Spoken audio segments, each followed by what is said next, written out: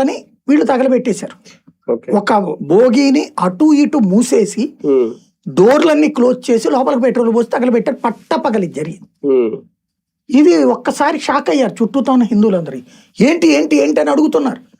అడుగుతుంటే ఏం మాట్లాడకుండా ఇప్పుడు అది ఉంది కదా వీళ్ళ నినాదాలు అయ్యో దేశంలో మారుస్తాం ఇట్లాంటివి అవి చేసుకుంటూ వెళ్తున్నారు. దాంతో ఆగ్రహించిన హిందువులు వీళ్ళ వెనకాల పరిగెత్తారు.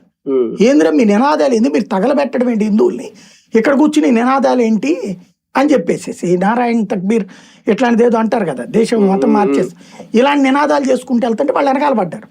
పడితే వీళ్ళందరూ బెస్ట్ బేకరీ దగ్గరికి పోయారు. అక్కడ కాంగ్రెస్ ఎంపీ అందరూ కలిసి చేసామని అక్కడ నినాదాలు చేస్తున్నారు. అదేంటి అడిగిన వాళ్ళ మీద కాల్పులు జరిపారు తుపాకీతో. అప్పుడు ప్రజలందరూ రాళ్ళు తీసుకునేసారు.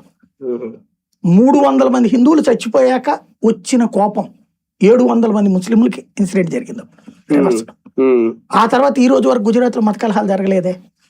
అంటే హిందువుని మనం కొట్టి చంపితే పడుంటాడు అన్న స్టేజ్ నుంచి హిందూ తిరుగుబాటు ఎంత తీవ్రంగా ఉంటుందో చూసిన మొట్టమొదటి ఇంపాక్ట్. ఆ తర్వాత మోడీని బాగా నెగిటివ్ చేసుకొచ్చారు, నడిచింది.